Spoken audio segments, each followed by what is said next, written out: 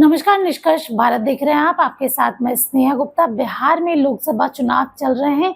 कल यानी कि 25 मई को काफ़ी अहम दिन है, क्योंकि 8 सीटों के जो चुनाव होने वाले हैं, मतदान होने वाले हैं, वो कल के दिन होंगे। इसके साथ कई लोगों का भविष्य भी जुड़ा है। इसके साथ आपको बता दें, बिहार में लोकसभा चुनाव हो रहे हैं, जिनमें से 5 चरणों के मतदान हो चुके हैं और छठे चरण के लिए कल का दिन जो है काफ़ी महत्वपूर्ण है। 8 सीटों पर कल मतदान होंगे, जिनमें से जब हम बात करें तो सिवान, महाराजगंज, गोपालगंज, वैशाली, शिवहर, पूर्वी चंपारण, पश्चिम चंपारण, वाल्मीकि नगर।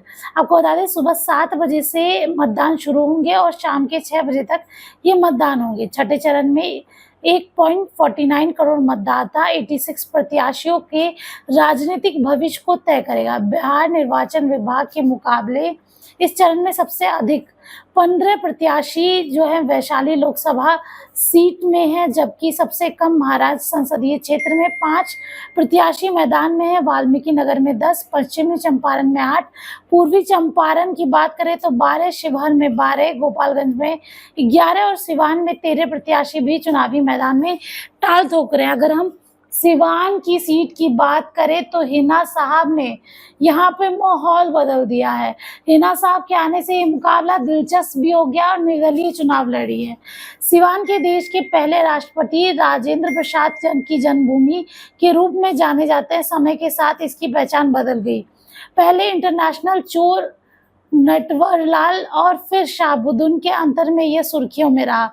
यहाँ से जेडीयू ने विजय लक्ष्मी को उम्मीदवार बनाया है, तो राजद ने पूर्व विधायक अध्यक्ष अवध बिहारी चौधरी को टिकट दिया है। तो वहीं राजद छोड़ चुकी हिना साहब भी निर्दलीय ताल ठोक रही हैं। हिना के चुनाव लड़ने से यहाँ का मुकाबला तिकोनी हो गया है। महाराजगंज की बात करते हैं तो महाराजगंज में सिगरीवाल और आकाश आमने सामने है। महाराजगंज में सिगरीवाल के सामने ताल ठोक रहे आकाश महाराजगंज लोकसभा सीट पर भाजपा के ने एक नया फिर से वर्तमान सांसद जनार्दन सिंह सिग्रीवाल पर विश्वास दिखाया है। तो इंडिया गठबंधन ने कांग्रेस के प्रदेश अध्यक्ष डॉक्टर अखिलेश सिंह के पुत्र आकाश सिंह पर बहुत बड़ा जिम्मेदारी दे दी है। सिग्रीवाल राजपूत बिरादरी से आते हैं, तो आकाश भूमियार वर्ग से आते हैं। गोपालगंज में जेडीयू और वीआईपी में टक्कर है। पूर्व सीएम अब्दुल गफूर और लालू यादव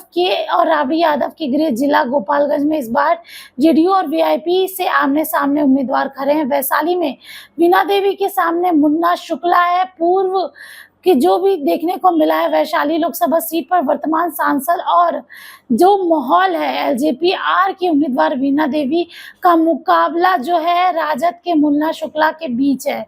शुक्ला भूमियार बिरादरी से आते हैं, तो वीणा राजपूत समाज से आती है। शिवहर में आपको बता दें जिस तरीके का माहौल है, शिवहर लोकसभा सीट पर राजद से ऋतु जायसवाल है, तो दूसरी तरफ से जेडीयू की बाहुबली नेत्री जो है वो लवली आनंद है, और दोनों के बीच मुकाबला काफ़ी ज़्यादा बोल सकते हैं टक्कर का। इसके साथ ही आपको बताया रंजीता सिंह पर दावा खेला है तो एआईएमआईएम ने। इसके साथ रंजीता देवी तो है ही, इसके बाद योगी अखिलेश्वर दास भी निर्दलीय चुनाव लड़े और यहाँ का मुकाबला जो है वो दिलचस्प होता हुआ नजर आया। रोचक हुआ वाल्मीकि नगर लोकसभा सीट पर चुनाव। आपको बता दें वाल्मीकि नगर की सीट है, उस पर भी चुनाव के माहौल में बहुत ज़्यादा दिलचस्पी लोग दिखा रहे हैं। वाल्मीकि नगर लोकसभा सीट पर इस चुनाव हर किसी की नज़र है।